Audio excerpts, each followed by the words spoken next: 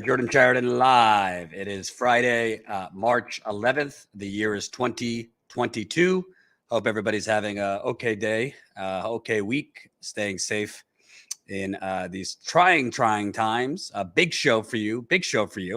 Looks like YouTube has failed to notify anyone that we're live today. Shocker. So smash that like button, share this live stream, the like button right under the video. The share button right next to it. Let's get this out to more people.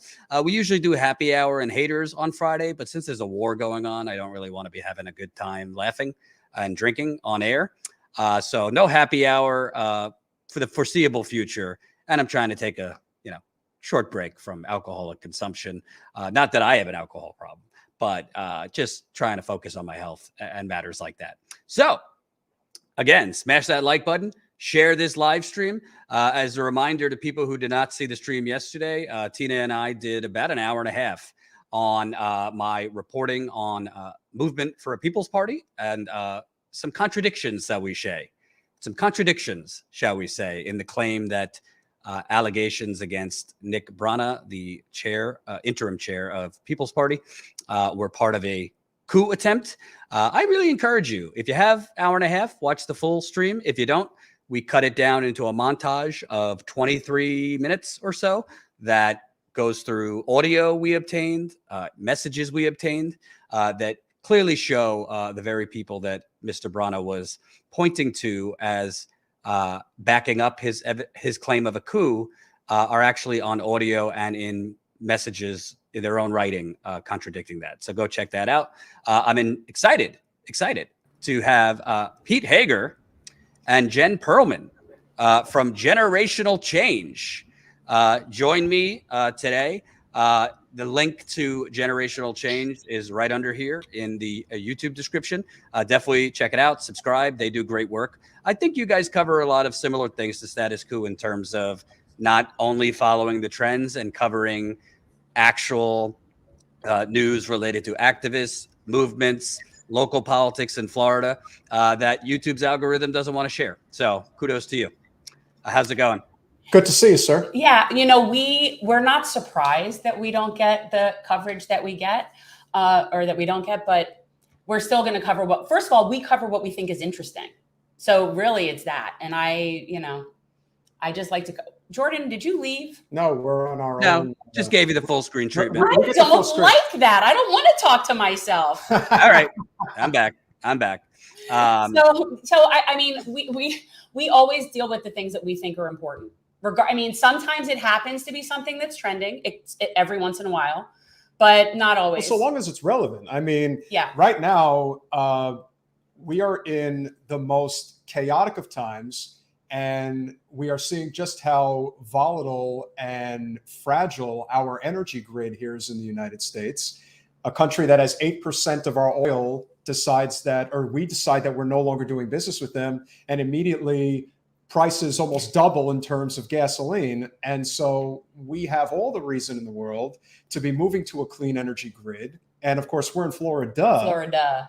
We're the Sunshine State. Where they decided, no, you're not getting anything. You're gonna get worse than that. We're gonna gouge the hell out of you, and that's basically we are gonna get to a little bit later what I would call a really, really sensational scam going on in the Sunshine State by the fossil fuel industry, who are in league apparently with your elected representatives too.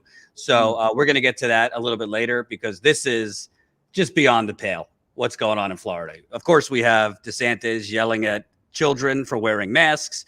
We have DeSantis and Republicans pushing like you can't speak about homosexuality at a certain age.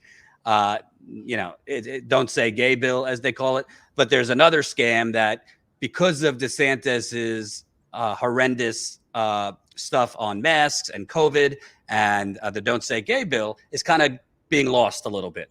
That's just as dangerous, if not more dangerous. So we'll get to that. But obviously, there's a war going on. We got to start with that.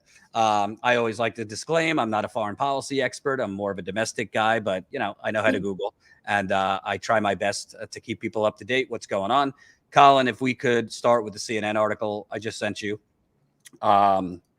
Ukrainian hospital bombing increases heat on U.S. and allies to do more to stop Russia.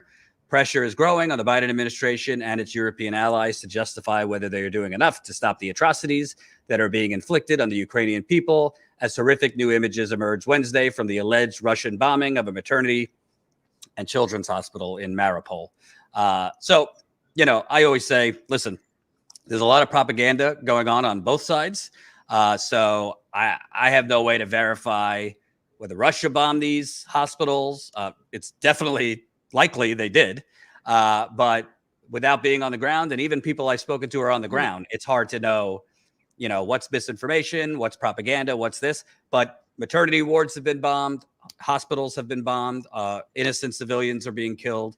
And obviously this is due to, there's a lot of reasons that I've gotten into discussing the history of NATO, the United States breaking promises to Russia.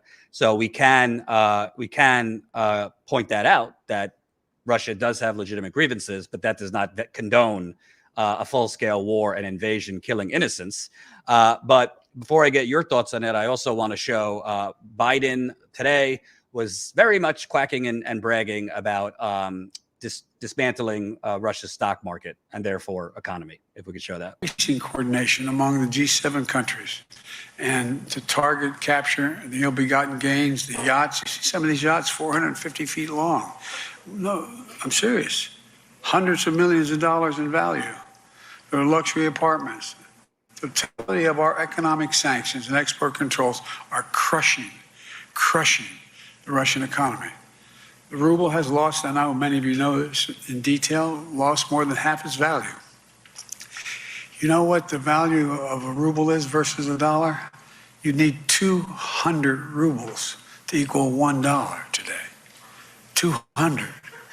Moscow Stock Exchange is closed for a simple reason. I get asked, well, why is it closed? Because for the last 2 weeks, because the moment it opens, it will be disbanded. You hear me? It will blow up. Credit rating agencies have downgraded Russia's government to junk status. Junk status. The list of private business and international corporations leaving Russia is growing day by day by day. So that's Biden. Doesn't sound so hot, I'll just say. Sounds a little sleepy. But, they're bragging about the destruction of the Russian economy. Obviously, oligarchs, this and that. But David Sirota, others have done some reporting how even our sanctions on oligarchs isn't really going to affect them that much. It's actually the people of Russia that are going to suffer. And lastly, on top of the Russian economy that Biden is boasting about there that we're harming, Biden was asked about basically what the Biden administration has been pushing out as a trial balloon, that Russia is going to, there's risks of Russia unleashing chemical weapons, which honestly, just the United States mentioned this and Jen Psaki tweeting this out. I don't know. It kind of seems like an escalation to even mention this, but let's play what Biden had to say.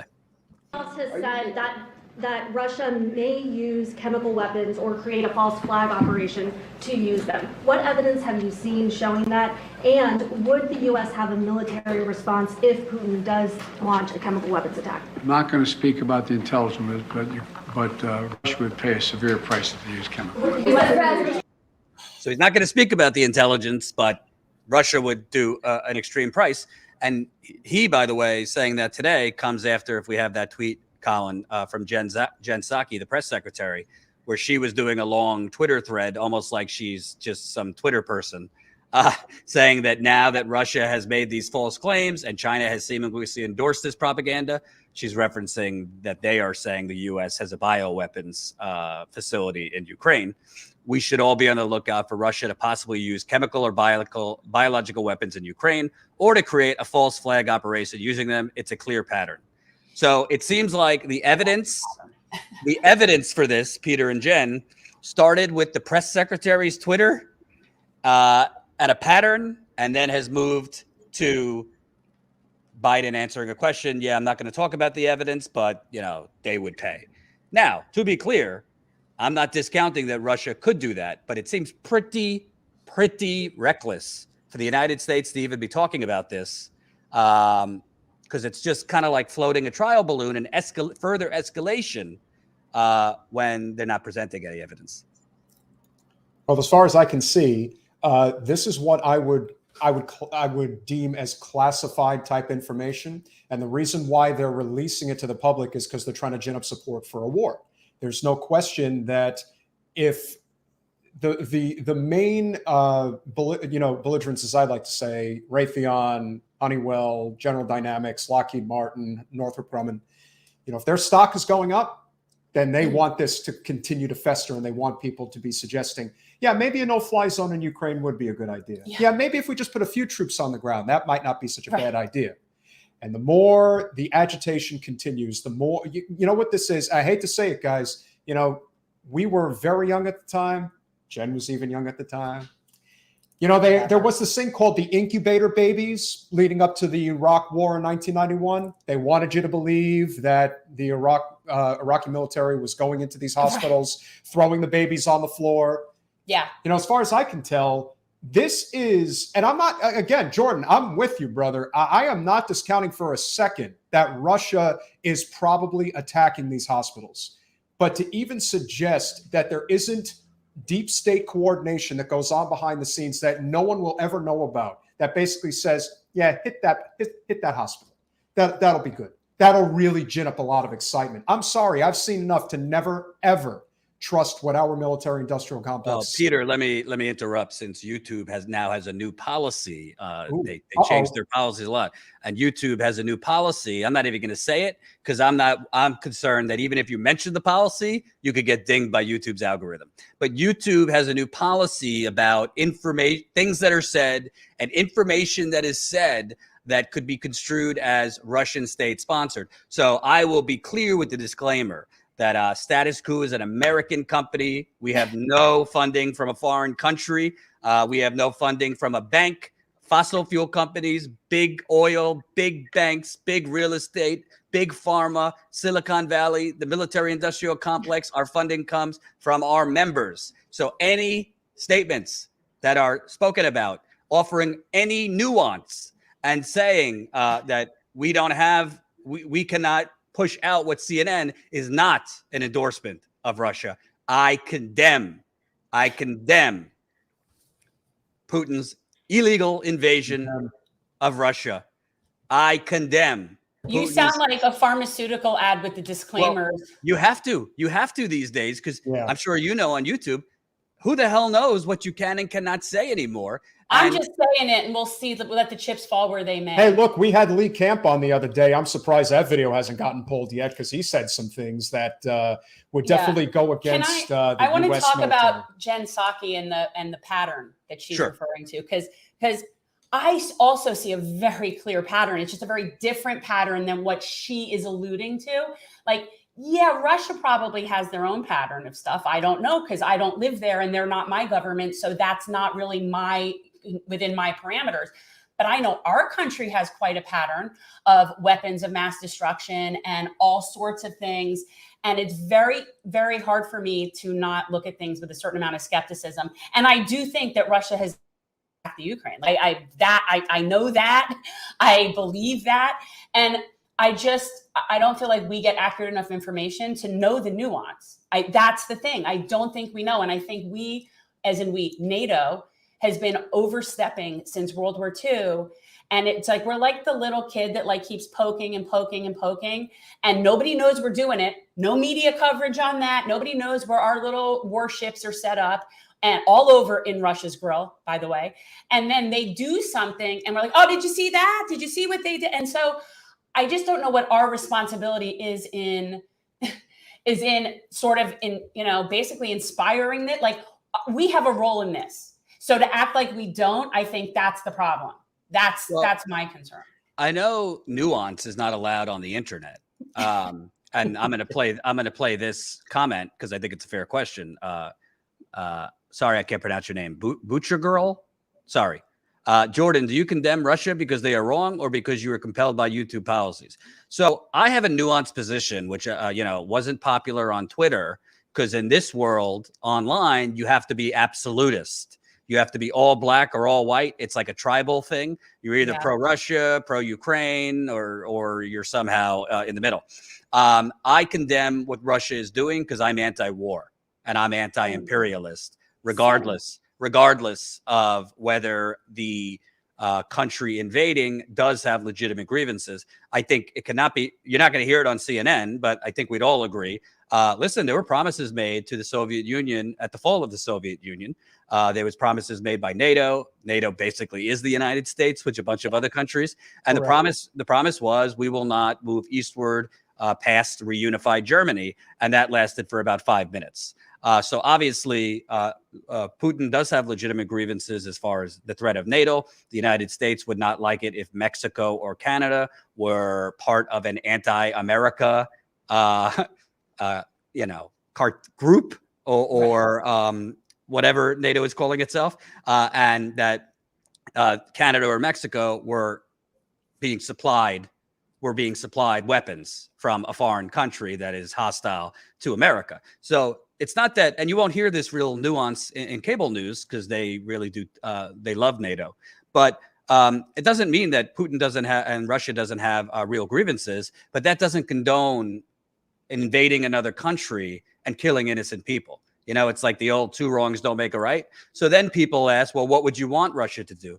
I'm not going to blow smoke up your ass. I don't know what the answer is, but the answer is not war. And if you're anti-war, you should be against Putin invading Ukraine. God knows how many people have died already and how many more people are going to die. Of course, there has been civil war in Ukraine where ethnic Russians have died also. But I'm against war, period. So that's why no, it's not because YouTube's telling me to. I condemn what Putin is doing. Your thoughts on what I said? Yeah, I mean, I agree. I'm anti-imperialist across the board. My only, when I talk about it in terms of what information we can trust, and I know we have whatever our motives are as a country in that mix, but yeah, I'm anti-war. Like all I think about are mothers in Ukraine and Russia that are just trying to get their children to adulthood in one piece. And that's what I think about with all of these things. And so to me, I don't care whether my oligarchs speak Russian, Chinese, or English. I really don't.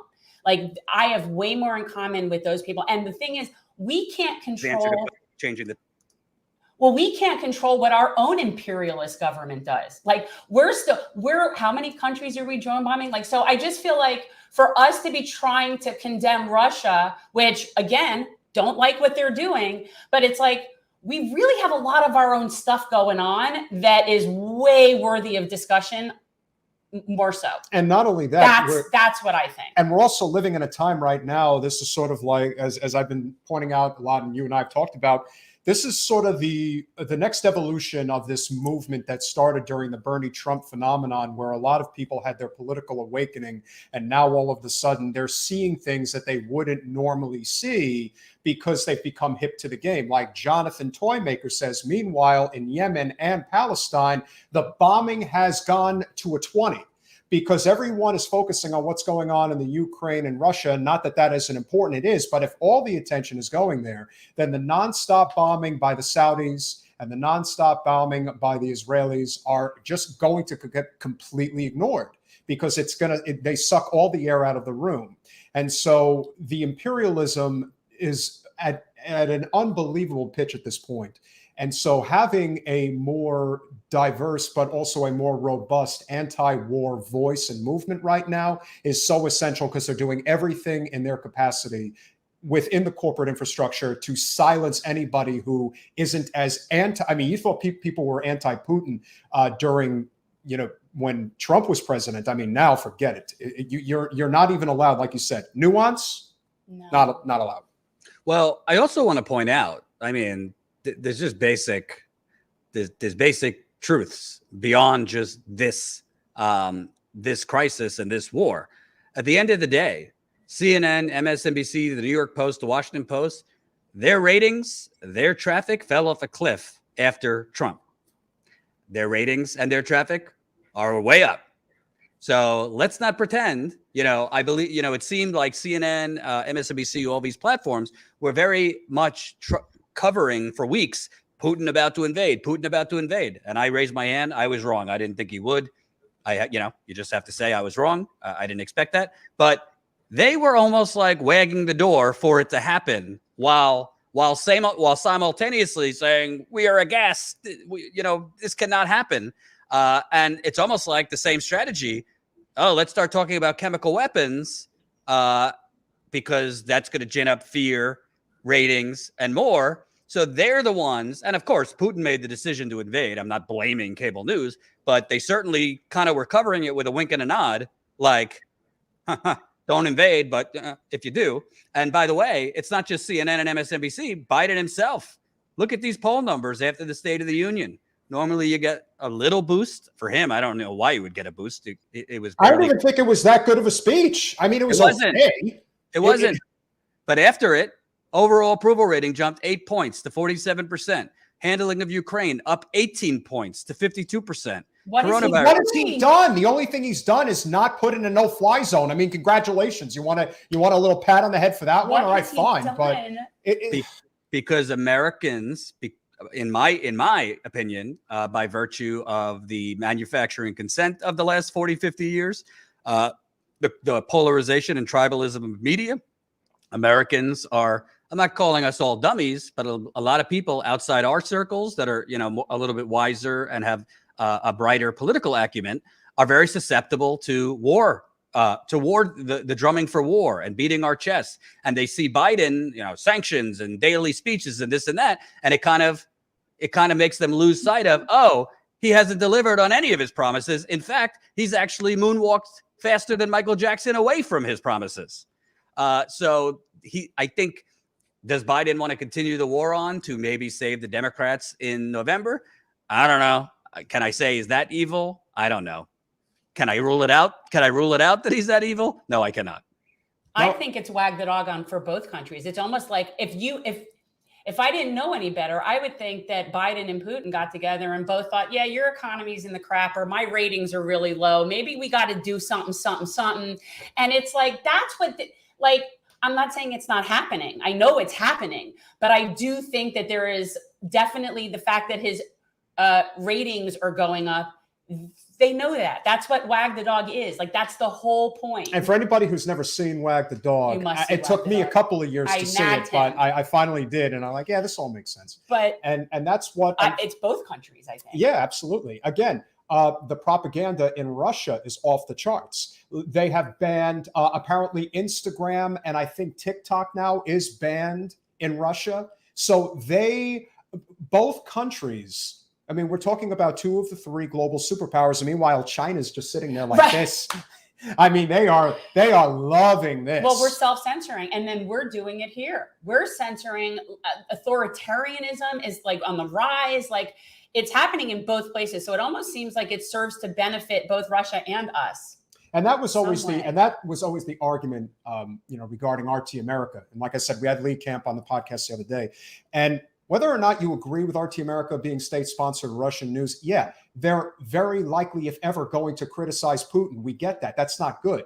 But they are going to be able to speak freely about what goes on in America. And that is not something that the State Department, especially right now, wants any part of. They don't want any type of criticism, because when you're trying to gin up support for war, you have to have a unified front. You have to have everybody believing that the worst is yet to come, that this is only going to get worse.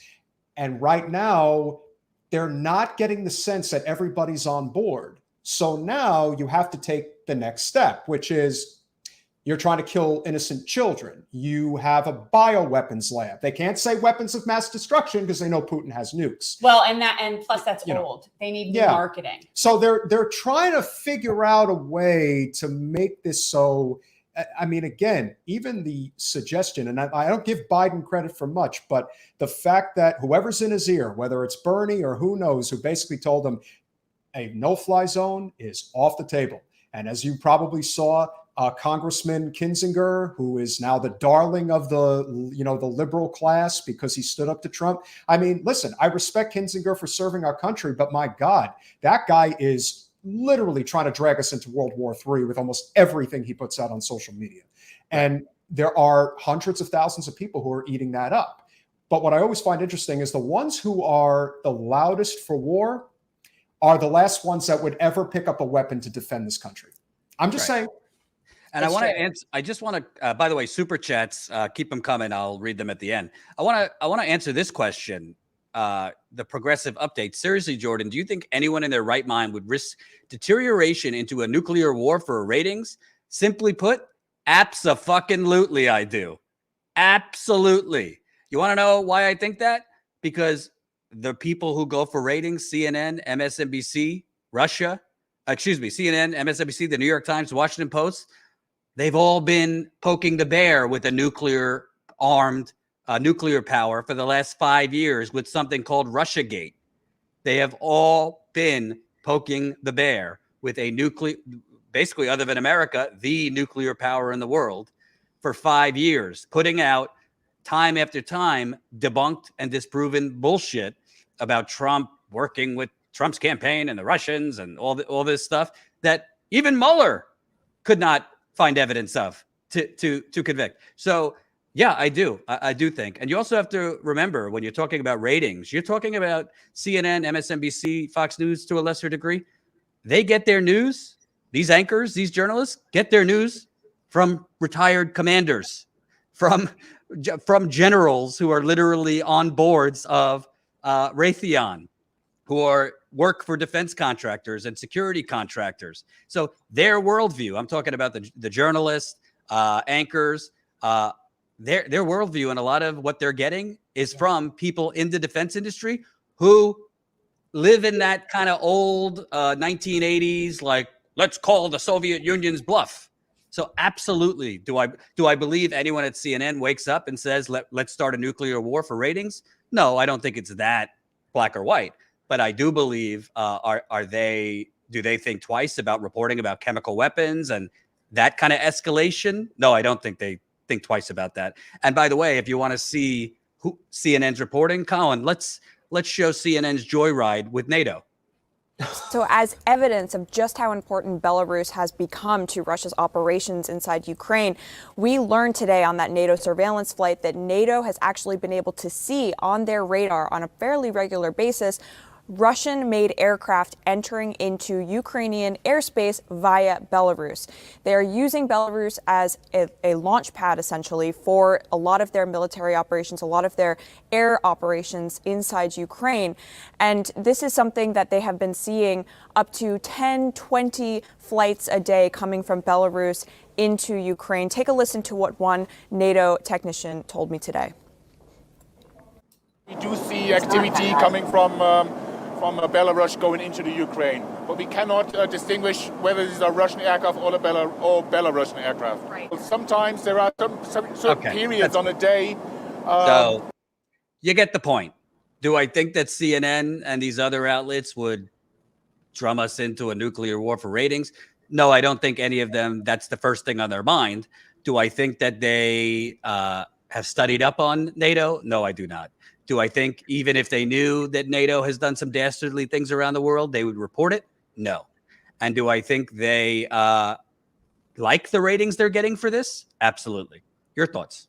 I mean, listen, Wolf Blitzer always lets you know. I mean, think about all those jobs that war would create. I mean, how important that is. Well, it's just that they're not going out of their way to verify things because they're not really actual journalists anymore. See, that's the real problem, is that these are people that are just being reporting, like you say, what is being told to them, and they don't second guess it. So then how is that in any way reliable? It's sort of like the thing with the Syrian, with the chemical attacks and all of the things that news is so quick to jump on without any real verification, even if it's not malintended. Like, even if they're not purposefully trying to do that, they certainly don't go out of their way to be, rational and reasonable. They definitely use it to their advantage. That's right. Yeah.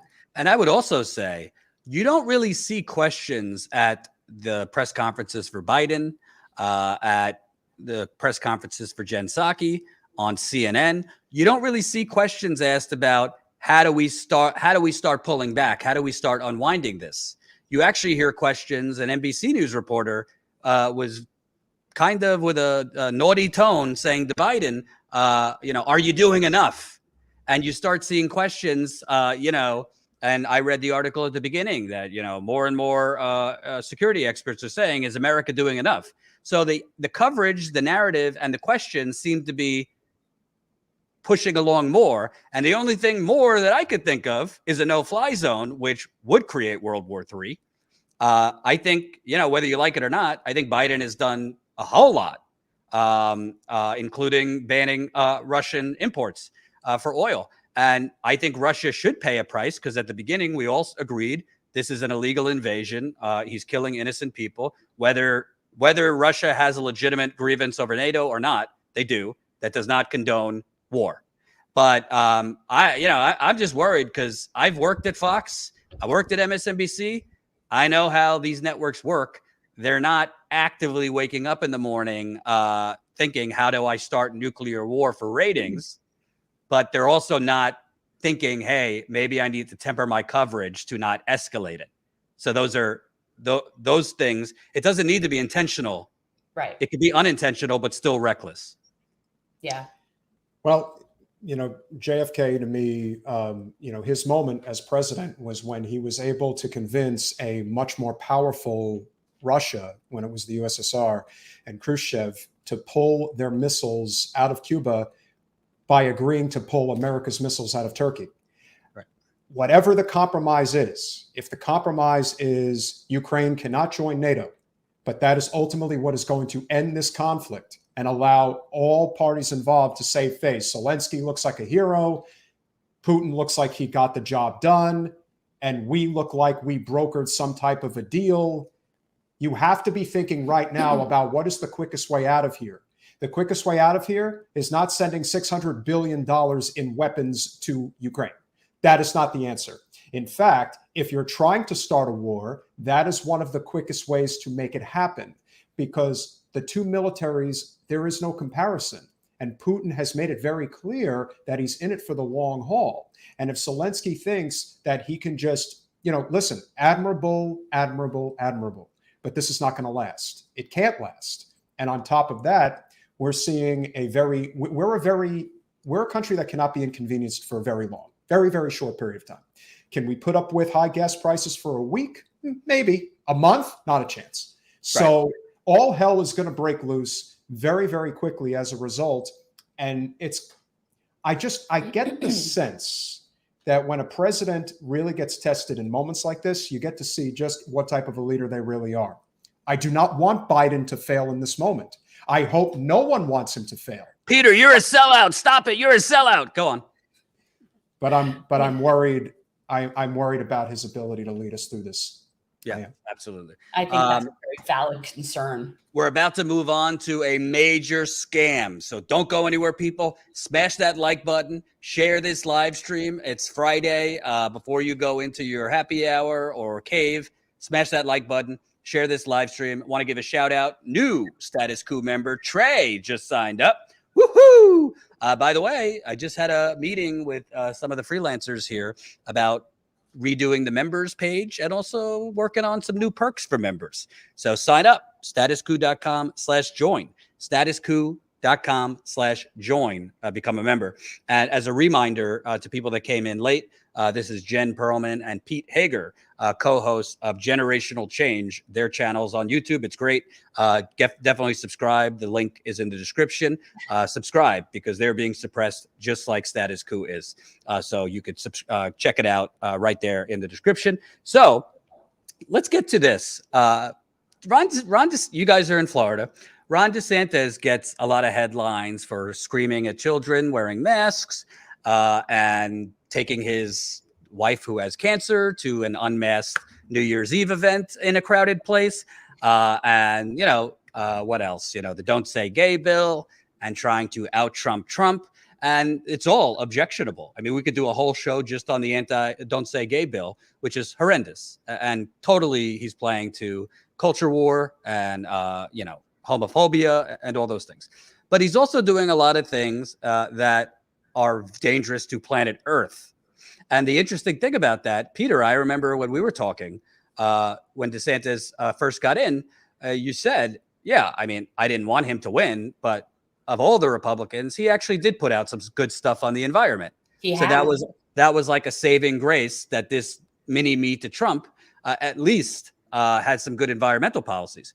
Well, now it seems DeSantis, Florida's monopoly, Florida Power and Light, are essentially basically repealing all, or for the most part, subsidies that Floridians could get for solar panels in order to give a big wet kiss to Florida Power and Light. Can you explain this for non-Floridians? Because the more I read about this, it is a giant scam and very dangerous to planet Earth. Yeah. DeSantis wasn't always horrible. I mean, like, he has done good things for the environment, in all fairness. Honestly, and this isn't him as much as it's our legislature. That's the thing. I think, DeSantis, when COVID hit and he saw his opportunity to basically become the new leader of the GOP because of how much Trump failed leading this country during COVID, he saw his opportunity to not run for re-election of governor of Florida, but to run for president of the United States while running for re-election of governor of Florida. He's running for both at the same time. So when that happens, you start making the type of deals with the type of titans of industry that can provide you with the necessary finances to run a countrywide race. That's why he's been to Buffalo. That is why he has already gone to Iowa. So when somebody who is intending to run for president starts making those types of moves, you have to also understand that he's going to start making moves, because one thing about Florida Power and Light is that while it is the energy monopoly of Florida, it's a subsidiary of NextEra Energy. And we all know, who NextEra Energy is, Jordan.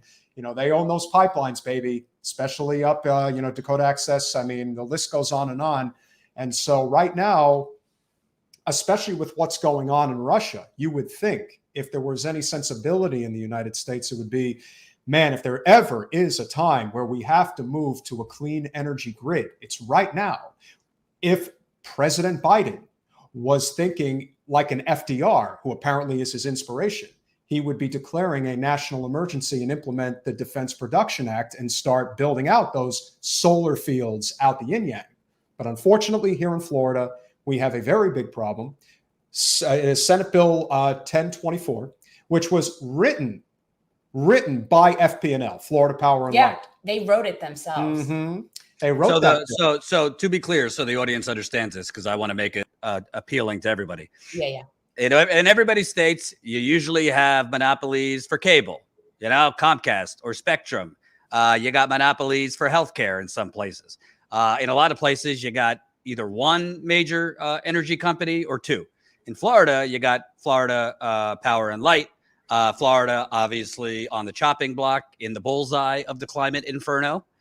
So you guys are saying Florida Power and Light, who's bought off a lot of Republicans in the state, Democrats as well. Debbie Wasserman Schultz, by the way. Debbie Wasserman Schultz. Peter, can you do your Debbie Wasserman Schultz? Well, look, if you want me to do Senator from Vermont, I will tell you that I do not like that Debbie Wasserman Schultz. She unfortunately has done a lot of bad for this country. Yes. So that's a great thing with them, but on our state level is like this is what the real problem is, and we actually do. He's going to name the names. There are 3 state senator Democrats that voted for this nonsense. Yeah, shocking. But do you want me to explain what net metering means? Yeah, I want you to explain what exactly is the scam going on that's in the bill. Okay. So since we've started having solar here, it's gone through so many phases. Like originally when you would put up panels, because we had them on my last house, they were offering huge rebates and subsidies. And there was all this incentive to do solar, which is what we should have. Like that's the correct policy. And now what we're seeing is the current bill is going to take away what's called net metering. Net metering is what allows people who have solar to sell back to the utility company unused power that they have, that they don't need. And I can't do this. I can't explain the exact science of it, but it's a huge incentive for solar. And it really is what we need to subsidize the cost for solar. Like that, it's just the correct policy. So this bill will completely get rid of what's called net metering. There will no longer be any financial incentive sell back for people that do solar. And it's a huge thing. Like it's a big, and it's being, nobody's even talking about this. And when you think about it, can I just point out, Peter, Colin, Yeah. if we could put this up, obviously these Florida representatives. I mean, DeSantis is obviously going to approve this, even though it's not coming from him. Obviously, they're listening. I'd be to shocked if he vetoed it. Yeah, but, no, you he'll know. approve it. Obviously, they're listening to the people, so much so that 84% of Florida voters support solar net metering, but Governor DeSantis is going to gut it anyway. This is from the article. I hate that they put it on him. And I'm not saying I like him. I'm not at all. But this bill was written by FP&L, pushed through our state legislature. And yeah, he's going to sign it.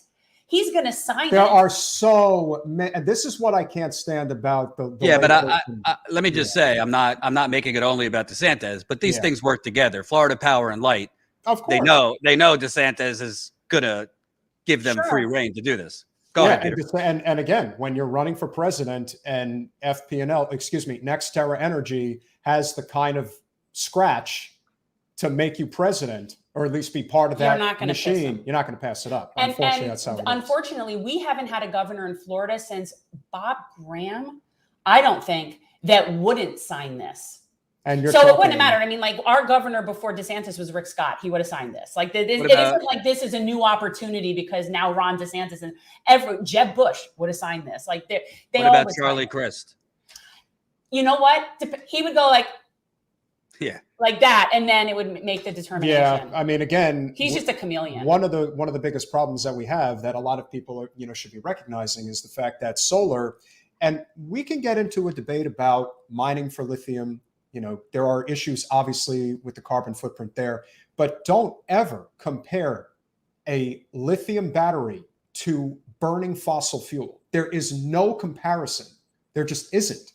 And the other component that, again, is what people need to understand as to why FP&L would do something like this is because solar is sustainable. We are the sunshine state. Fossil fuels need to be replenished over and over again. So you have to keep coming back to them to spend money. This is all about money.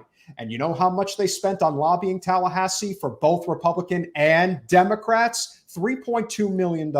Now, for this bill alone. And that is a chunk of money. But how much money is FP&L going to profit from by not allowing for solar and increasing use of fossil fuels? It's probably in the billions. So when you spend $3.2 million to make, I don't know, let's say $3 billion, I'd say that's a pretty good investment. And that's why they do what they do.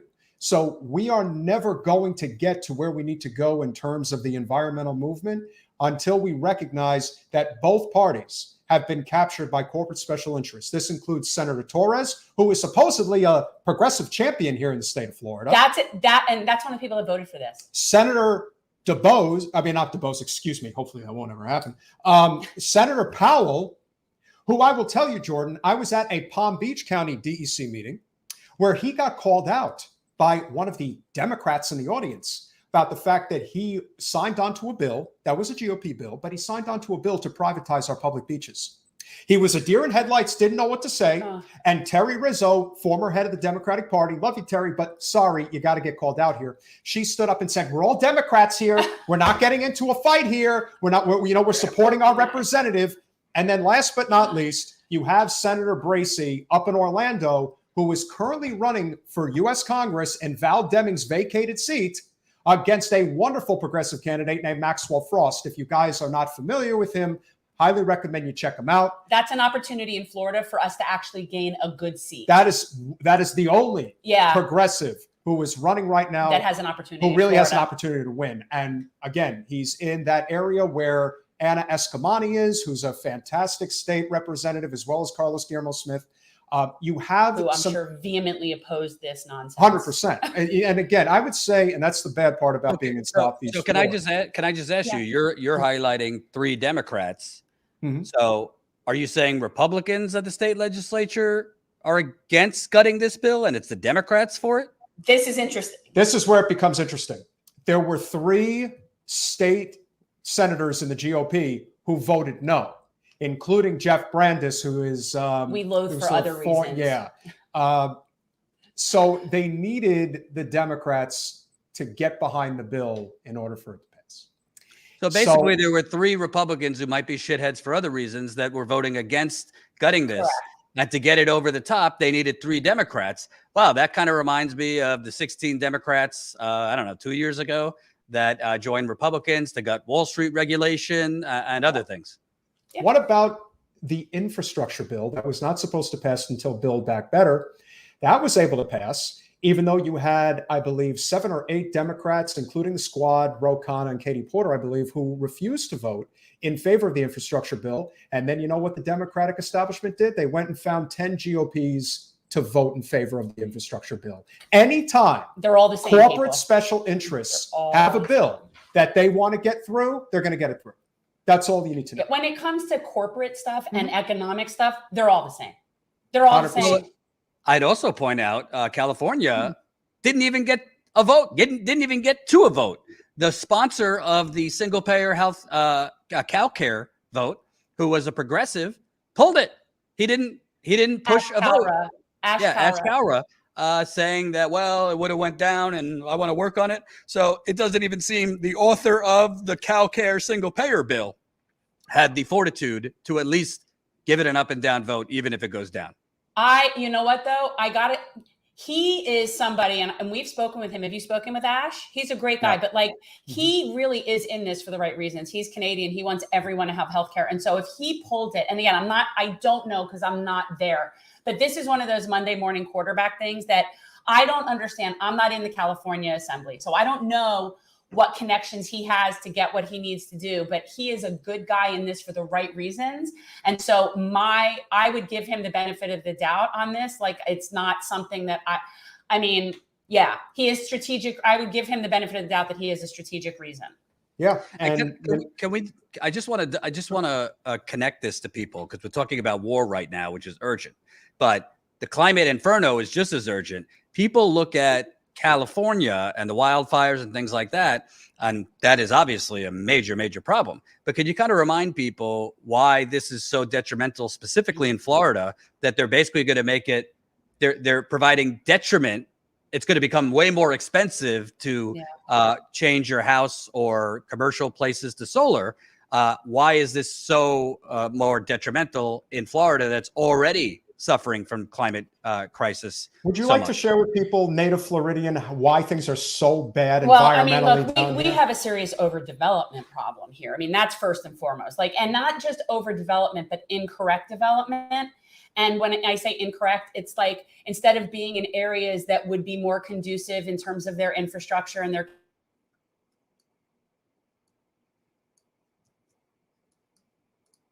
Did we lose them for a second? Hello. All right. Looks like we lost them for a second. Let me lost you. Click back on the link. All right. While they're coming back, let me read some comments. They're doing this in California too, Zach says. Yeah, this isn't just a Florida issue. Not there. Yeah, no. Florida will be underwater soon, Carrie says. Zach says, in Gavin Newsom's State of the State address this week, he mentions healthcare for all. I'm in California. Well, he mentions healthcare for all, but it doesn't seem like he lifted a finger for healthcare for all. Now, does it? Jonathan, both parties do nothing for Americans. Sorry. It's unfortunate, but true. Esquivel. So the Russians founded biolabs in Ukraine, but is Putin who is threatening to use chemical weapons? Wow, how gullible people could be. Yeah, on that, I would pause for a minute. I know there's people that have pushed this. U.S. has a bioweapons lab in Ukraine. I don't think there's enough evidence for that. I think they do have facilities in Ukraine. There's definitely bioweapon research going on. But that's different than a bioweapons lab where they have live bioweapons that they're building up to use.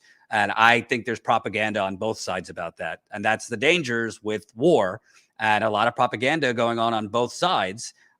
When stuff goes out, by the way, this was something Alex Jones was saying 2 years ago, that, U.S. has a bioweapons lab in Ukraine. So you have to take things, you have to slow down and not just, assume things or assume things as fact. By the way, Keep those super chats coming. Not getting a lot of super chats. I hope you're feeling super. It's Friday. I'll read the super chats too. Music, sound player, burning coal and pushing the energy over a garbage power grid so a rich person can charge their grocery EV car isn't going to save us. That's true. I mean, I think electric does have a place, but I agree with you that can't be the only thing.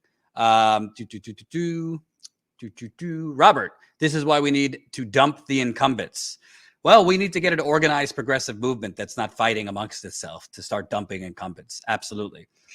Music, sound player, solar panels, decay built from hydrocarbons. Yeah, certain ones can for sure.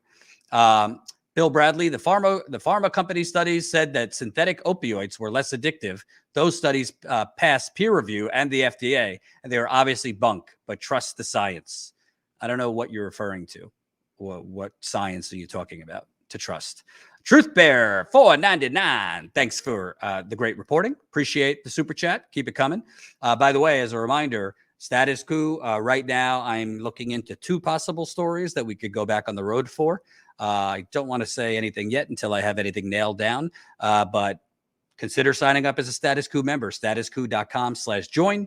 StatusCoup.com/join. You can become a member for $5 to $10 a month. $5 to $10 a month. That's what helps fund our investigative reporting, and that's what helps fund our on-the-ground reporting. We don't have any funding from major corporate media, from banks, fossil fuckers, big pharma, big real estate, Silicon Valley, the military-industrial complex. Our funding comes from you, the people. So right now I'm looking at 2 possible stories that we could go on the road for. It's expensive: flights, hotels, rent a car, all that. Oh my God. And you're back. Yeah, well, we had to bring a guest, so that's what happened. Oh, okay. I forgot where we left off. Very cute puppy. Thank you. I forgot. Yes, I was asking about Jen. You were talking about Florida's overdevelopment problem. Yeah, it's huge problem, and the solar is one of those things that a lot of people have been starting to incorporate. I would say the past 15 years, we've started seeing like a really good, and it's getting lesser and lesser because the incentives have gone away. Like the rebates aren't there anymore. Like they've gradually been chipping away at the incentive structure. Hey, did they freeze again? There we go. We're here. We're here. Yeah. All right, So they've just been gradually reducing all the incentives. And this is basically the final nail in the coffin of any sort of incentives for people to do solar. And we know why. Yeah, and the thing that was so interesting about this bit, about the excuse that they gave, because they did ask, especially Senator Torres, why did you vote no, or excuse me, why did you vote yes on this bill? And his answer was, well, poor people can't afford this, or some. It was one of those like, oh, it's a jobs, type situation. It's such BS at this point, and everyone knows it. You can't portray yourself to be something that you're not when we are literally living in dire circumstances right now. I mean, cost of living in Florida is out of control. The floods that happen during a king tide here, it doesn't even need to be raining, by the way. Florida, the flooding is out of control. The building collapsing, I think that we're going to start seeing more and more buildings evacuated because of unsafe conditions, except for that they're not going to be able to afford to fix them because the money that's required to fix them is going to be well beyond the scope of the association. This is what people are not understanding. Like Florida's in a bad way. When Jen ran for Congress, we would go to the city commission meetings, a good place to meet people who vote. And I went to the Surfside meetings a couple of times. And I can tell you that pretty much the only thing they wanted to talk about was saltwater erosion of their old buildings. And that, hey, something bad's going to happen here. We need to do something about this. And of course, everyone's sitting around like, not much we can do about it. But there really isn't. And the reason that there isn't, and so now our legislature swoops in and they're like, okay, we're going to create a law that forces the associations to address these problems. Okay, that's great. The associations will not have the money. People that live in these older buildings that have owned their units for years, sometimes even generations at this point, they cannot afford a $300,000 assessment that would be required in order to bring the building to where it needs to be. And that's the problem, which is why, to me, this is a federal infrastructure situation. These associations will not be able to fix it. These people are going to lose their homes because nobody's going to want to buy them and nobody's going to be able to afford to fix them. Mayor Pete to the rescue. Yeah. Oh God. Somebody like that. Yeah. So an obvious question, I think I know the answer. I'm sure Debbie Wasserman Schultz, Val Demings, other Democratic leaders in the Senate, Congress are going to step in to stop this, right? Oh, yes. They've been it's been all the rage. I think Val and Debbie did a whole panel about it last night, just expressing their outrage. Well, don't worry. They'll be at the very expensive and exclusive Obama Roosevelt gala dinner tomorrow night. And Obama Roosevelt gala dinner. I am sure. What is that about? It's a Florida thing. Let's just say that, they're all going to get together and talk about how we absolutely have to get this solar initiative through rather than, have it basically be an FPL. They won't do any of those things. No, the Florida Democratic Party has this fancy gala every year. And Jordan, I think you know who former congressional representative Cedric Richmond from Louisiana is, Mr. Drill Baby Drill himself. Well, Cancer Alley. Cancer Alley. So of all the Democrats that the party could get to be their keynote speaker tomorrow, that's it.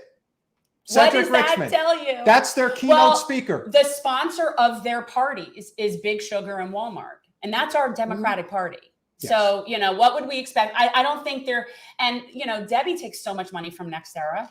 Like, these people could not care less that they're selling our state for parts. I did a spot the other day on my own because I did a 5K. He was in a mood. I was in, well, it was called I Care, I Cure for Cancer. It's basically, it's a nonprofit to support children's cancer. And I'm all about that.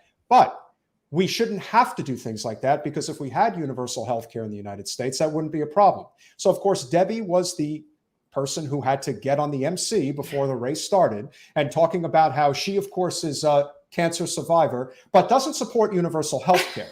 So the logic behind her making that statement, on top of the fact that she couldn't even be bothered to walk the 5K, much less even attempt to. She didn't participate. She just went there, spoke about her breast cancer survivalship, and that was it. And then, of course, at the very end of the event, in her chauffeured BMW, had to V-line her way out of there, even though everybody else had to wait for the race to end, because, of course, she's more important, so she has to be. You're missing the best part.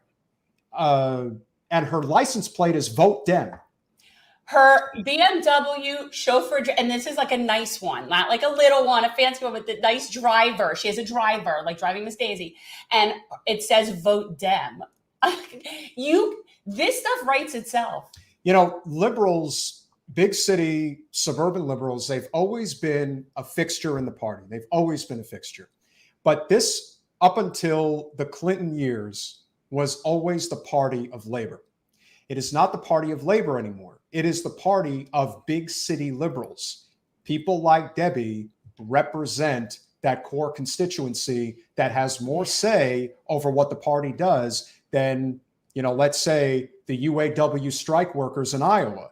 Like, to me, those are the people who should be at the head of the table, making decisions about where the party goes.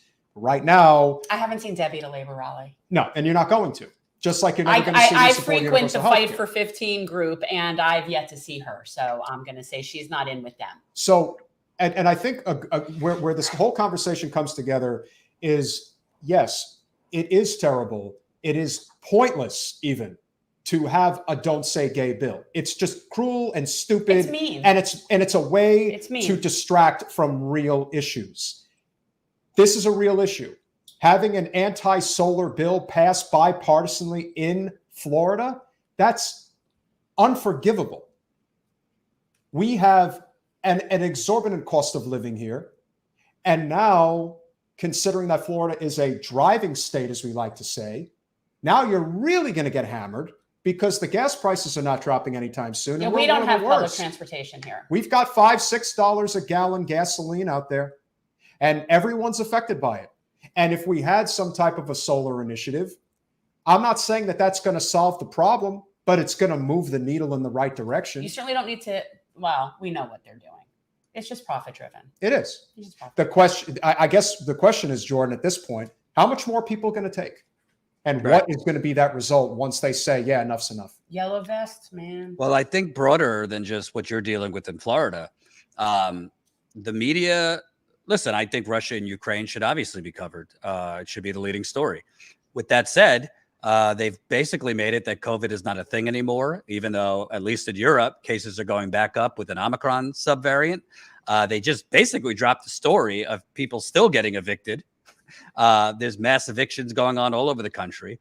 Rent is skyrocketing, particularly for rental units all over the country, and principally in urban areas. You have now gas through the roof.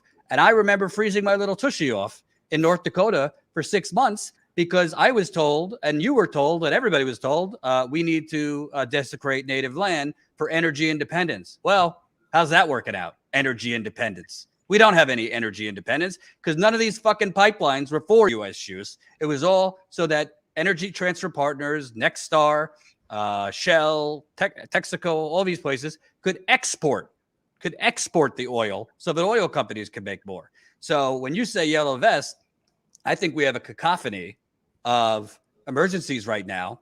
The media isn't covered. And by the way, the media pushes out that, oh, we had a great jobs report last month. Yeah, if you actually look underneath the hood, the majority of jobs that are being created are the same non-living wage shit jobs that were lost in the pandemic. No disrespect to hospitality workers, restaurants, bars.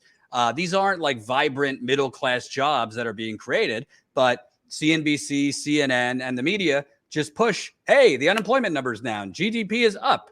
So you know the real economy. I know the real economy. There's a cacophony of things going on. I don't know if we're going to get a general strike, but I do hope at some point people are going to wake the hell up and start protesting with their wallets. Yeah, this is a massive problem that we're seeing across the board all over. And I would like to think that it's sort of simmering and it's going to maybe boil over and come together. But when you say, people getting jobs and when we can't look at job creation as any barometer unless they're living wage jobs. So you could create all the jobs in the world, but if somebody's having to work for them, that doesn't impress me much. So job creation is really meaningless unless they're living wage jobs. So I would just I don't even want to hear about, and unemployment also is just not a barometer that is those are so dated as barometers I'm surprised people still use them. And I would almost, and I would even take it a step further and say, it's silly, it's simplistic, but something as simple as Bernie Sanders the other day saying, I'm going to bring a lawsuit against the owners of Major League Baseball to end this lockout. Okay, within hours, the lockout was over. If he was president right now in this situation, I can't even begin to imagine what he would be trying to do to mitigate this circumstance. It would be infinitely better. Would he be enacting the Defense Production Act to say we've got to build endless amounts of solar fields and wind farms? Do we have to build endless amounts of hydro plants and biofuel plants? I would like to think that it would at least be on the table and that he would be trying to enforce something like that. Use this as an opportunity to say, maybe we shouldn't be so invested in fossil fuels. Look, if there's an opportunity for America to move away from fossil fuels, this is the opportunity right now. We got to do it. So, yeah, I do think that Bernie would have used COVID to give us healthcare. Yeah, he would have used this opportunity. And to me, that's the biggest miss. That's when I look at the way that Biden is handling this situation right now. It's almost like he's reacting. He's not taking action. And that is a huge mistake. And right now, when people get restless, things really get out of hand. Like you said, if they think they're going to be able to maneuver their way into the midterms with everything that's going on right now, they're nuts. The country is waiting for their moment to sort of break at the seams. And I kind of feel like we're pretty close to that right now. Do you see it that way? Absolutely. And I want to mention something. Obviously, you're in Florida, so you're going to be focused on the 3 Democrat state representatives that are helping the Republicans put this terrible anti-solar bill over the finish line that's going to make it very, very impossible for working people to afford solar panels in Florida. But they're just conduits because, got a full screen for a second. We live in the United Corporations of America, folks. We live in the United Corporations of America, i.e. the United States of Oil. Thank you for the plug, Colin. You could get the United Corporations of America shirt at statuscoup.com/store. We have sustainable cloth. Sustainable cloth. Speaking of climate change. So go to statuscoup.com/store for your United Corporations of America shirt. You could also get your Fossil Fuckers shirt and other shirts at statuscoup.com/store. But I didn't just say this for a plug. I did say it for a plug, but not only for a plug. The reality is people don't understand. We're starting to see, honestly, even if Bernie were president today, I hate to tell people, he would fight like hell for Medicare for all. I'm not sure we'd have it yet, because look at the resistance. Look at the resistance just from President Manchin and Sinema and the other chicken shit Democrats who are corporatists, who didn't want Build Back Better anyway, but they said they would vote yes, and they let Manchin and Sinema take the arrows. There were other Democrats that were against it too, but they said they would vote yes and let Manchin and Sinema take it. So it's not a guarantee that even a progressive president immediately, he could have done executive actions. That's the point. You declare an emergency because of COVID and emergency expand Medicare and then try taking that back once everybody has it. There's a lot of things that could have been done. Economic emergency could have employed the Defense Production Act, could have eliminated student debt, could have decriminalized cannabis, among every other drug. Pardon and expunge 2,700 people that are federally incarcerated for nonviolent marijuana offenses. So let me correct myself. Through legislative means, he could not have. Right. He probably wouldn't have gotten it done. He would have fought for it. Yeah. But the United Corporations of America would have fought him every step of the The way. legislative branch is broken. They're dead. They're broken. There's nothing. It is broken. But I guess what I'm saying is, I hope, I don't expect like capital H Hillary Clinton supporters to care, but I do hope people that, were kind of in between Bernie and Biden and ended up going for Biden because whatever, they were fed that Biden's the most pragmatic choice, so they wanted to beat Trump. I do hope more, not capital N neoliberal, but just people that aren't hardcore into politics, they're going to start realizing that we live in a sham government and we have a multi-trillion-dollar corporate conglomerate posing as a government, and people will get involved. And I think hopefully more people are going to get involved because people are inherently self-centered and selfish, because it's affecting them now with the gas prices, the inflation, which frankly, at the grocery store and this and that, a large part of the inflation is actually price gouging. Not that these companies must, they're just passing off the cost. Right. So I don't know. I don't like to oversell people that I think there's going to be a general strike tomorrow. But I do think, first of all, we might see protests in Europe starting very soon because they are being hurt. It's not just Russian citizens being hurt. And trust me, these sanctions on Russia, the oligarchs are going to be hurt last. It's the people of Russia. Always. That was the whole point. That's why, we came out right away and said, sanctions are not the answer. I'm telling you right now, you may think that you're going to hurt them. And regular people. It only took a massive amount of, sort of journalistic truth digging to find out that the initial sanctions against Russia didn't include petroleum. And that was the one commodity that could hurt the oligarchs. So they were willing to do these different types of sanctions that were going to hurt everyday people. If you're not going to have a legitimate conversation about why we are where we are, and the American people are going to be misled in such a way, I'll give you a great example. We have been very vocal in our disagreements with Tulsi Gabbard. There was a writer, Roger Sollenberger, I think is his name. He writes for the Daily Beast, who Hillary's own daughter sits on the board of, mind you, ladies and gentlemen. So he puts out an article last night implying that Tulsi is a Russian asset because apparently there was a Russian agent who donated to one federal campaign and it was hers. How much did he donate? $60. What did he donate that $60 for? Didn't want her to change the name of a fort on the island of Kauai. So as far as I'm concerned, if that's what you are spending your time writing articles on at a time like this and getting all of the Hillary, supporters that are completely enamored with her and with Kamala and all of that, it shows how easily people are manipulated into believing a narrative just because they want to have, like you said, they want to live in an echo chamber. They want to have their beliefs constantly reinforced. We cannot live in a world right now where we're getting bogged down in, and we talk about this a lot, the constant, nitpicking back and forth with different YouTube channels about, that person said this thing or that. who gives a damn? Right now, we need to be figuring out a way to build a strong coalition that actually gets something done, because we're heading down a very dangerous path right now. And to continue to be distracted by such pointless crap is amazing. And in this moment, I would say, if we're ever going to make a push, especially for a clean energy grid, it's got to happen right now, because economically, it makes all the sense in the world. You are never going to convince people. People will, Jordan, you've said it, people will frack themselves to death. If you can show them economically that a clean energy grid is the answer, the environment will benefit as a result, and our foreign policy will benefit as a result as well. It hits all three notes.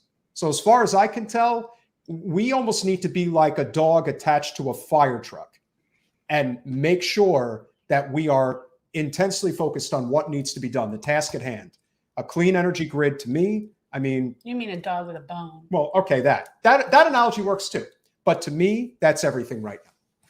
Well, I'll also say, I was clear. I think the Canadian trucker, or whoever the hell was protesting in Canada, they say it was truckers. Actual trucker unions were against the protests in Canada. I think they had a right to protest. I wasn't for, the freezing of bank accounts and all that. I wasn't exactly in sync with them on what they were protesting. I mean, I'm pro-vax. I believe there needs to be some form of restrictions for the collective good, for public health. With that said, they did have an effect on the economy.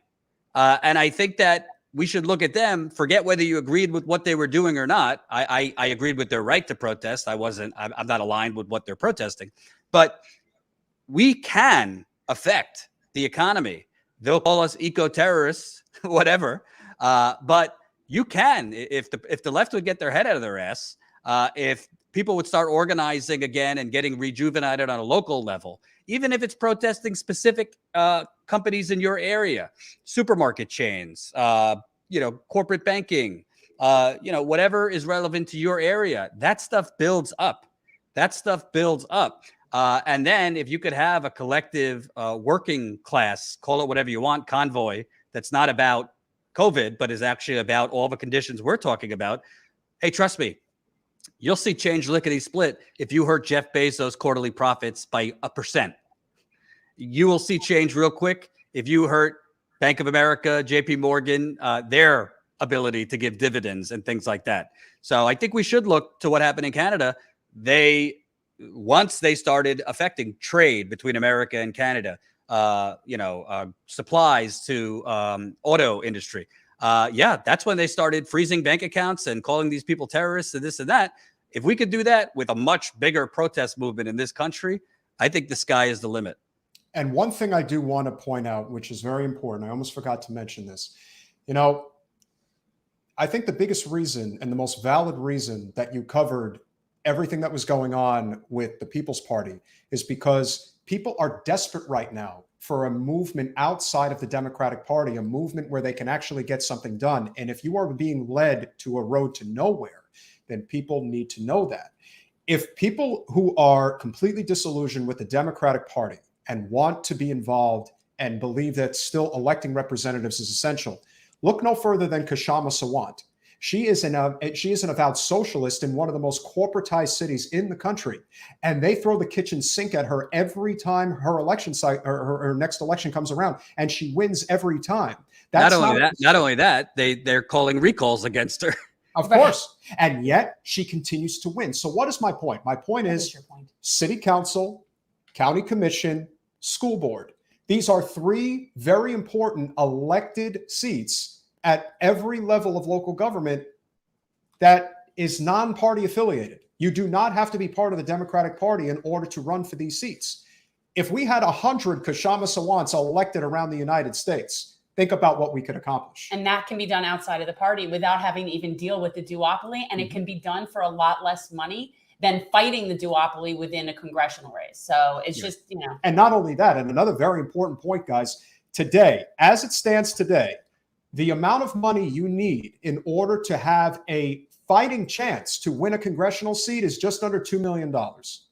In order to win a city council race, you need on average about $20,000. So to say economically that it makes infinitely more sense, especially for those people who want nothing to do with the Democratic Party. Yeah. You could be Green, you could be People's, you could be Forward It Party, you will could be matter Libertarian. not. It doesn't matter. You can run under whatever banner you want to. It doesn't have to be Republican or Democrat. And the greatest representatives we have in this country, bar none, with few exceptions, are nonpartisan elected representatives. That's where our attention needs to be. This is how the Tea Party did it. There is no reason to believe that we couldn't do the same. Once the Tea Party started going after federal seats, that's when the Koch brothers took them over. But when they initially started, they had incredible success, and they went from the school board on up. And if we were to take on that same mindset, I mean, again, that would be what any viable third party would be going in that direction. I mean, Right. Kashama Sawant is incredible. Yeah. And she's one person. And we could easily duplicate that in a lot of other places. So, Peter, let me ask you, when are you running a third-party campaign against Debbie, Wasserman, Schultz? Even if you cannot win, or Jen, even if you cannot win, I just want to get my popcorn for that. 24. Not this year. This year is a lost year. I knew it was a lost year. It was just that the tea leaves were not good And for if you a lot of And reasons. if you want to know just how powerful DeSantis is, he is going to wait until the last minute, which is filing day. And I believe filing day is like June 15th. June 15th, our primary is at the end of August. June 15th is officially when, by law, he has to release where the new district lines actually are. So we don't even know where our district map is. So people who are running for office right now, you don't even know where you're running exactly. And for a grassroots candidate, I don't see how that's possible. Yeah. For an incumbent like Debbie, it doesn't matter.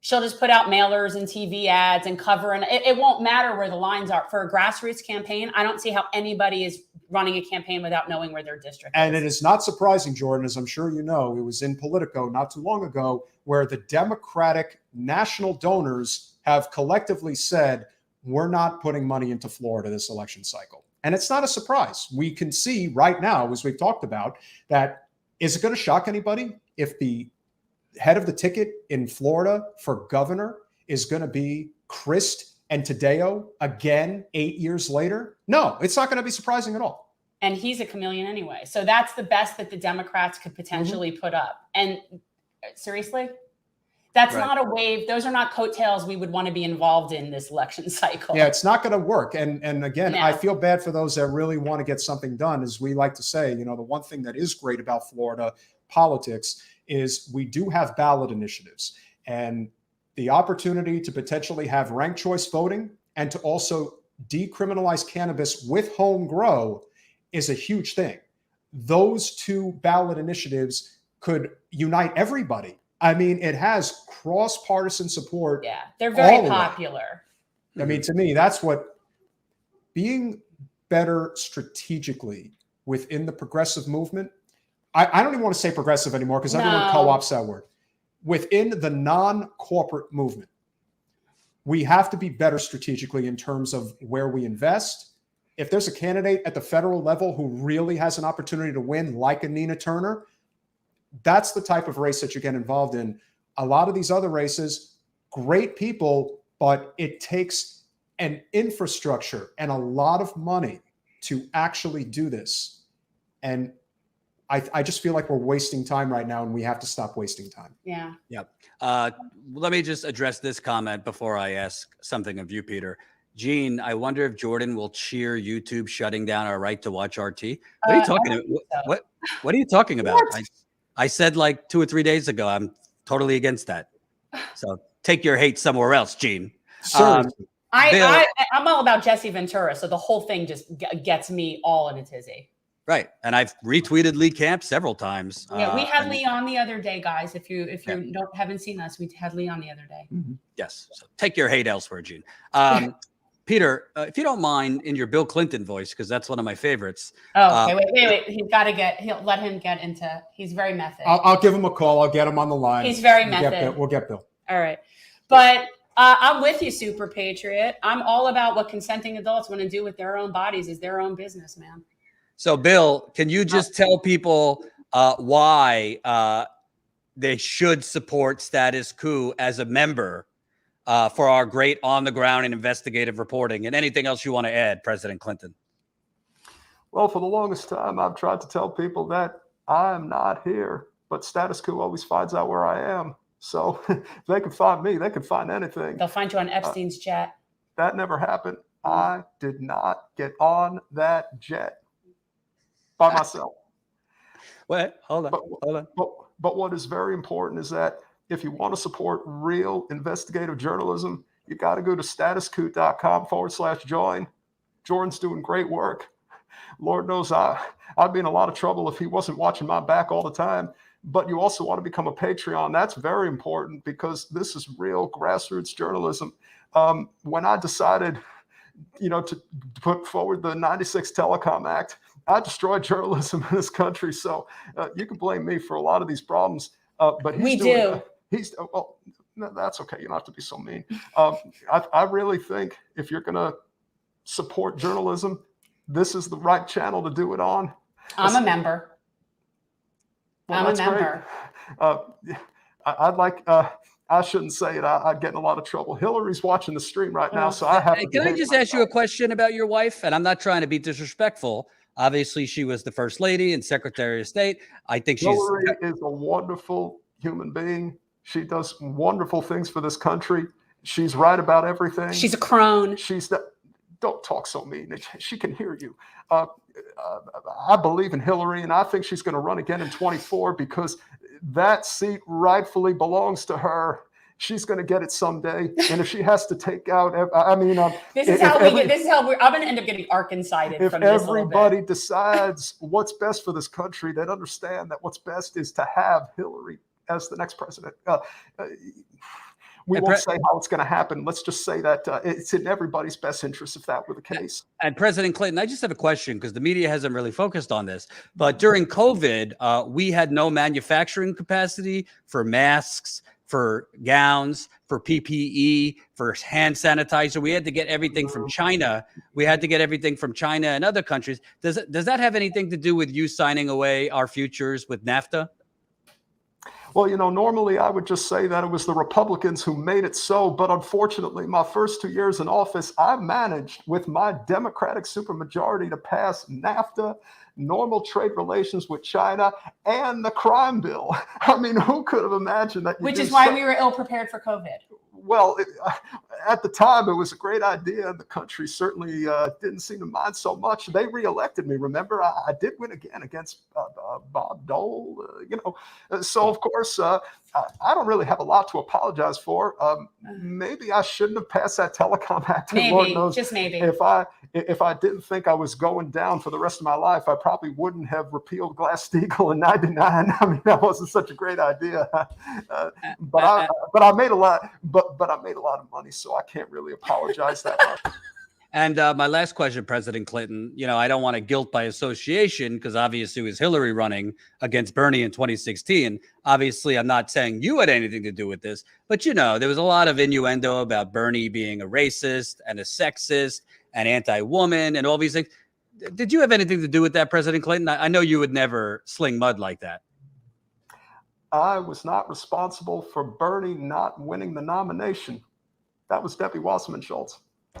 You like that? All right. In all seriousness, Jen, Peter, I know you're trying to do good work, but I have a suggestion for how to get your channel to explode, which, by the way, everybody should subscribe to Generational Change. The link is in the description. They do a great show. Peter, you got to just do a half hour as Bill and Bernie. But then I've had people that don't like it. Well, then those people could go elsewhere. All right. You want one more? You want one more to entertain? I do. I'll do one. Oh, for God's sake. And it's like you're encouraging this. If everybody wants to know exactly why we're in this predicament right now, it's because the election was rigged. I should be president. I totally know how to deal with Putin. Sleepy Joe, he's a terrible person. He doesn't know how to deal with people. He totally is failing this moment. Believe me when I tell you, we are going to run again in 24, and we are going to make America great again. Again. And to be To be clear, YouTube, for the algorithm, the election was not rigged. Joe Biden won a free and fair election. Fake news. Totally fake news. The election. Believe me, I totally found out where those 11,780 votes were. They were in Mar-a-Lago in the basement. I just totally forgot I kept them there. And I told everybody, we won. We're going to win again. We're going to win 3 times. Only FDR's won 3 times, but I'm going to get back in. We're going to win in 24. We're going to win in 28. And if I have to be on some type of a machine in order for me to win in 32, I will become the first 5-time presidential champion. Nobody's ever done that before. And again, one more time to be clear, the Joe Biden won the election, blah, blah, blah. Joe Biden won the election. Trump is lying. Just so YouTube knows, we are. I only tell the truth, Jordan. You know that. And President Trump, can I ask you, President Trump, you know, you did a lot of criticism. President Trump, you're totally understanding now where we are. Really former President Donald,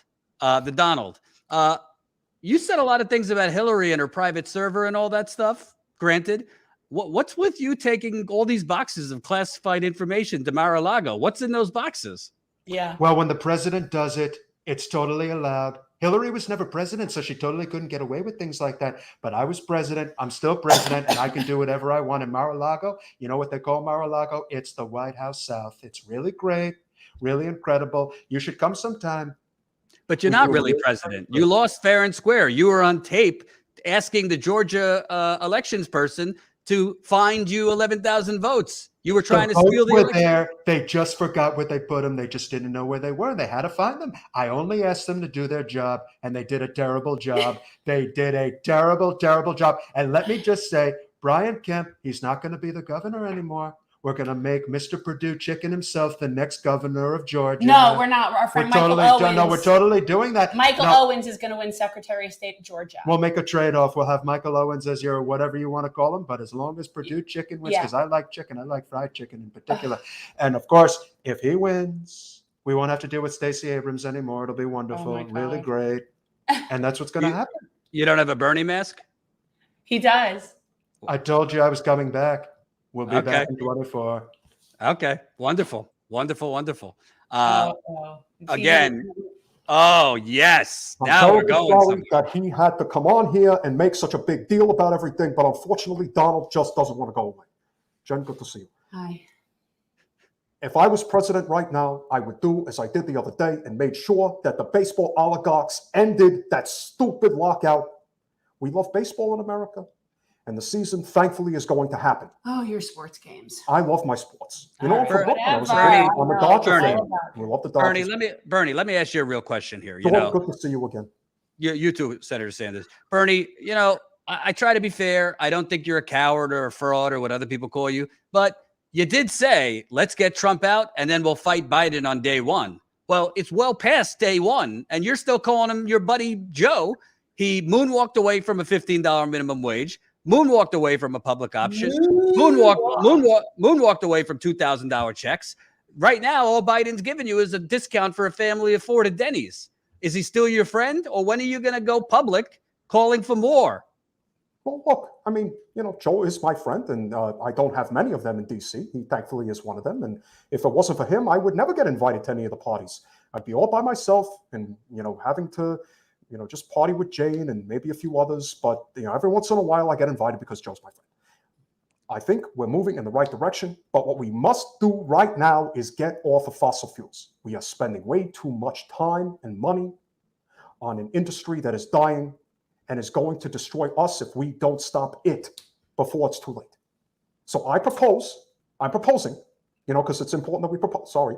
It's important that I propose a really great idea. So what that idea is that we are going to pass a clean energy infrastructure bill, one that doesn't have all of the bad stuff in it, one that is going to focus on rebuilding our roads, but also building solar fields, wind farms, biofuel stations, lots of hydro plants, and maybe if we have to transition with nuclear, I'm willing to make that sacrifice.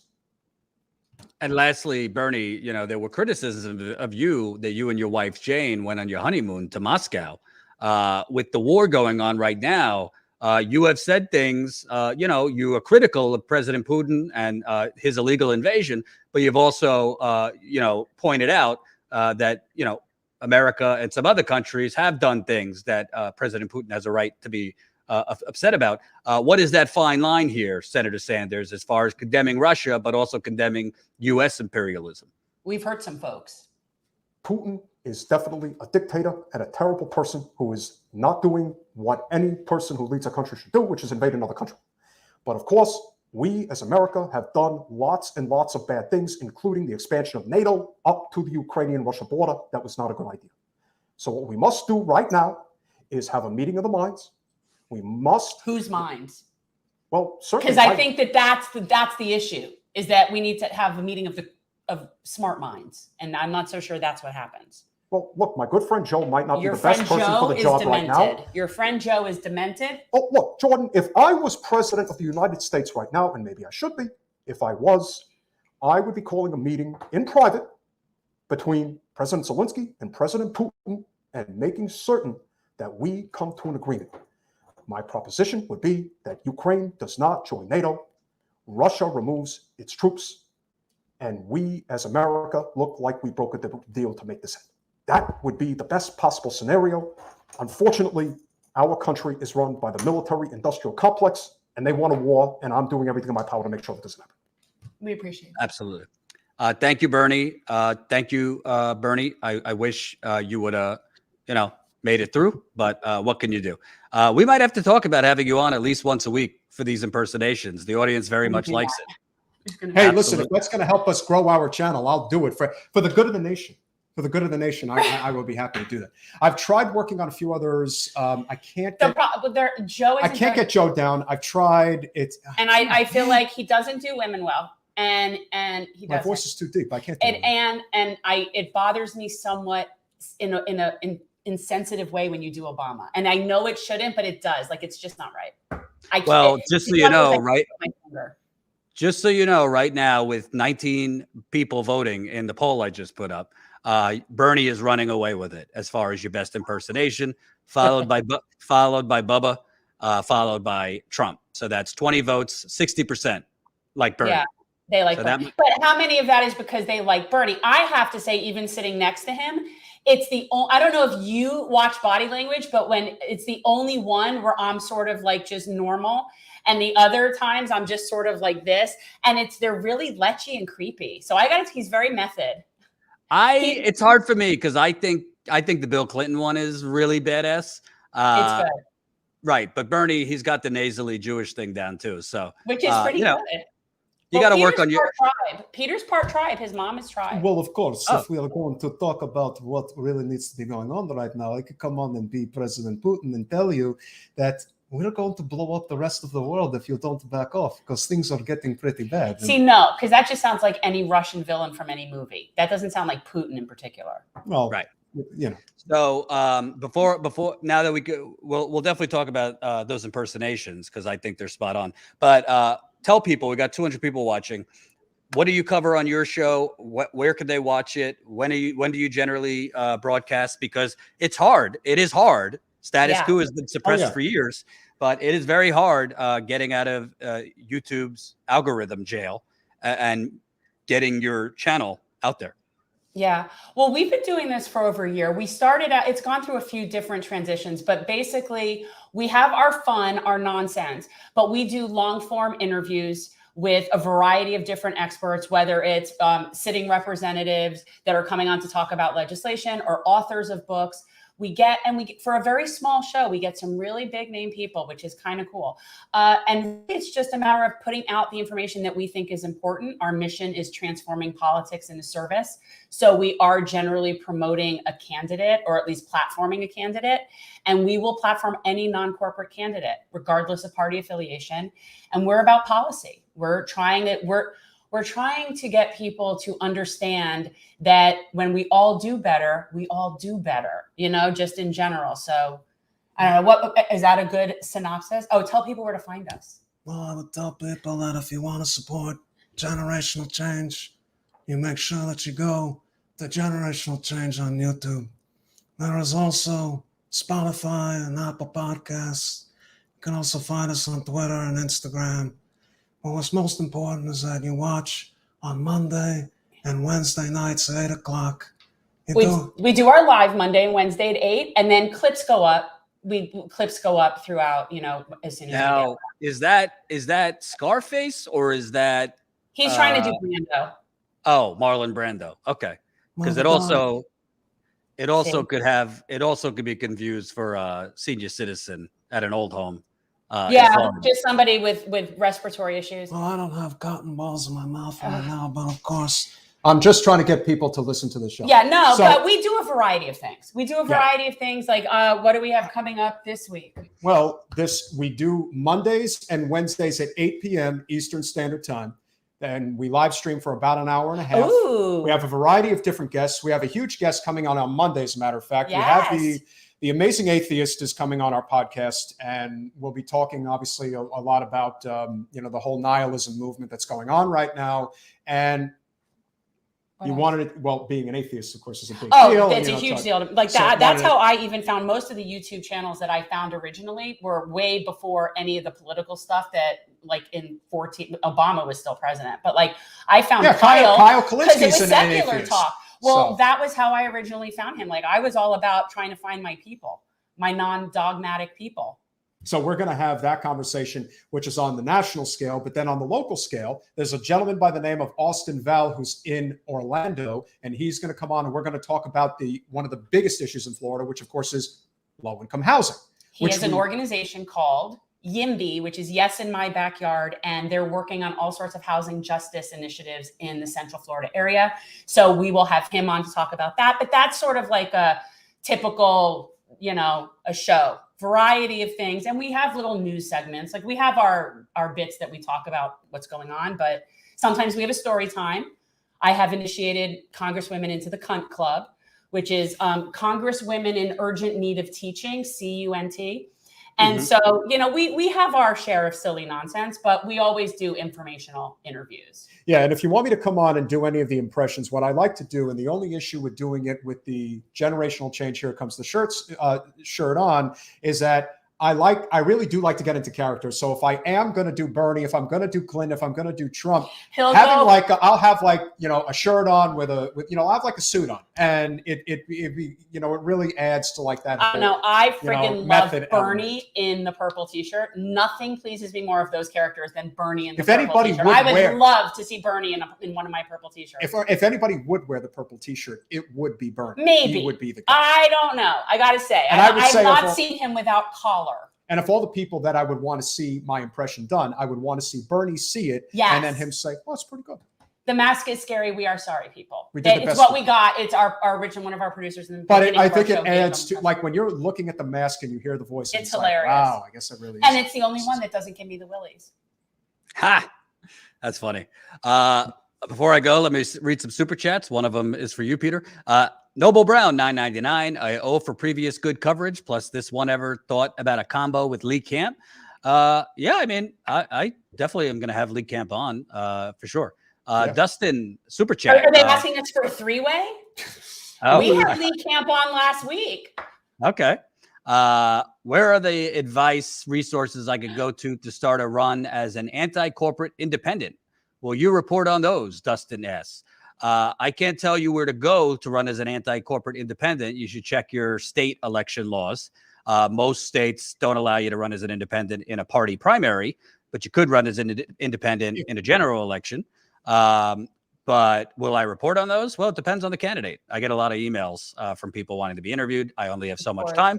But if you decide to run, email us, info@statuscoup.com, info@statuscoup.com. Truth Bearer, $4.99. But you played the saxophone on Arsenio Hall, so all is forgiven, Bill. So that's why I voted for him, but I was an idiot. Hey, you know what? People unfortunately like those viral moments. And I was like 20 years old. And what I would say to Colin, if you're looking to run for an independent seat, there are viable independent seats. Local seats. State, city council, county commission, and school board. And actually, you can reach out to us. Yeah.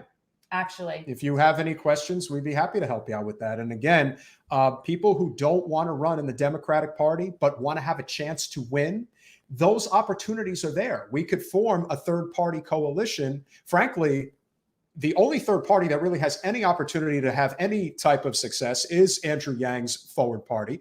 And what I would be doing if I were him is focusing exclusively on those types of seats. Local races. Because you are not going to break the first past the post two-party duopoly that we have in this country anytime soon. But if you had an infrastructure in place, I mean, think about this. If you had 100 Kshama Sawants elected all over the country, think about the electoral power that that person would have. Kshama Sawant has the type of power in Seattle to basically say, my people are not going to vote for you, Senator Murray, unless you do X, Y, and Z.